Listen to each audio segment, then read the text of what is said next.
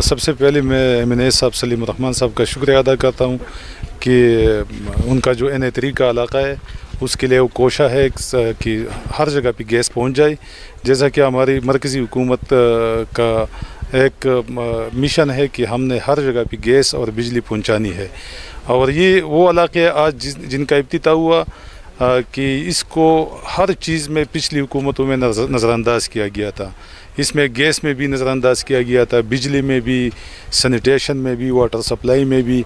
तो अल्हम्दुलिल्लाह आज MNA साहब की कोशिशों से आज यहाँ पे गैस का इब्तिदा हुआ। तो ये मोहल्ला है बाबा जी बाबा और मोहल्ला ख़जाना।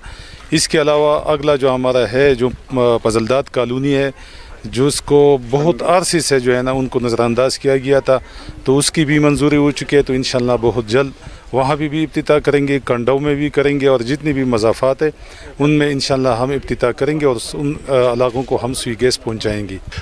ये दो महल्ले हैं, एक ख़जाना मोहल्ला, दूसरा बाबाजी मोहल्ला, और इनको गैस नहीं मुहैया थी। तो इसके लिए हमने काफ़ी कोशिश की है। और इसके अलावा NA3 में जो इलाके हैं उसके लिए मैं काफ़ी अरसे से कोशिश कर रहा हूँ।